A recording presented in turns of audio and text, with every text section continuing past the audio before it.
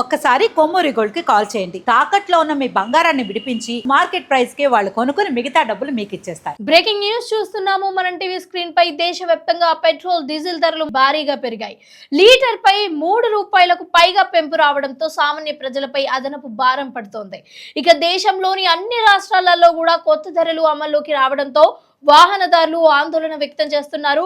ముఖ్యంగా హైదరాబాద్ లో పెట్రోల్ ధర లీటర్ కి ₹110.89 అయితే చేరడం చర్చనీయాంశంగా మారింది. ఇక డీజిల్ ధర కూడా భారీగా పెరిగి సామాన్యుడి జేబుపై మరింత భారం మోపుతోంది.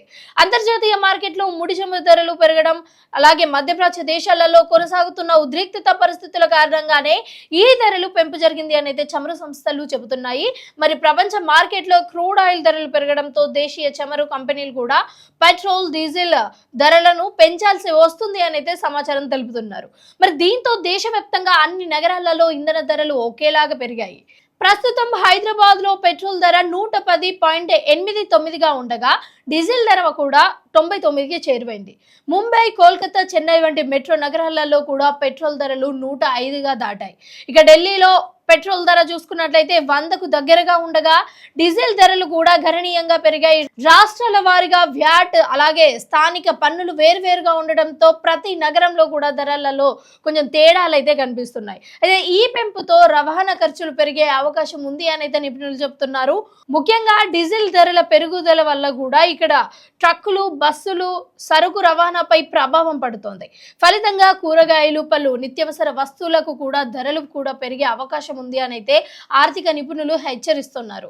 ఇప్పటికే పెరిగిన ఖర్చులతో ఇబ్బందులు పడుతున్న మధ్యతరగతి కుటుంబాలకు ఇది మరో పెద్ద షాకింగ్ విషయంగా మారింది. ఇక పెట్రోల్ ధరల పెరుగుదలపై కూడా రాజకీయంగానూ చర్చ మొదలైంది. ప్రధాని నరేంద్ర మోడీ నాయకత్వంలోని కేంద్ర ప్రభుత్వంపై ప్రతిపక్షాలు విమర్శలు గుప్పిస్తున్నాయి. ప్రజలపై భారాన్ని తగ్గించేందుకు కేంద్రం ఎక్సైజ్ డ్యూటీ తగ్గించాలి అని డిమాండ్ చేస్తున్నారు.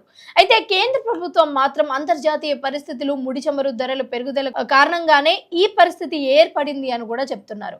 మొత్తంగా చూసుకున్నట్లయితే దేశంలో ఇంధన సరఫరా అంతరాయం లేకుండా చర్యలు తీసుకుంటాము అని కూడా స్పష్టం చేస్తోంది. కానీ మనం చూడాలి అసలు ఏం జరుగుతుంది అన్నది.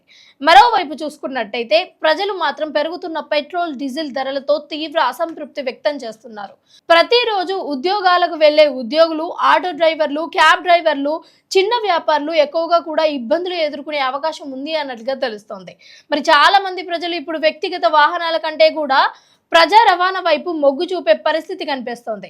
మొత్తానికి దేశవ్యాప్తంగా పెరిగే పెట్రోల్, డీజిల్ ధరల సామాన్య ప్రజలపై ఎలాంటి ప్రభావం చూపిస్తుందో మనం చూడవచ్చు. హైదరాబాద్ దేశంలోనే అత్యధిక పెట్రోల్ ధర ఉన్న నగరాలలో ఒకటిగా నిలవడం ఇప్పుడు హాట్ టాపిక్ గా మారింది.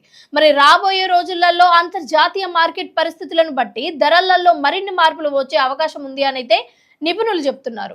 సో దీన్ని బట్టి మనం చూసుకోవాల్సిన అంశం ఏంటంటే, ఇంతకు ముందే మోడీ హైదరాబాద్కు వచ్చినప్పుడు ప్రసంగించినప్పుడు కూడా చాలా ముఖ్యంగా చాలా క్లియర్గా ప్రజా రవాణా అంటే మెట్రో కావచ్చు, లేకపోతే బస్సులు కావచ్చు, ఇవి మాత్రమే ఎక్కువ యూజ్ చేయాలి.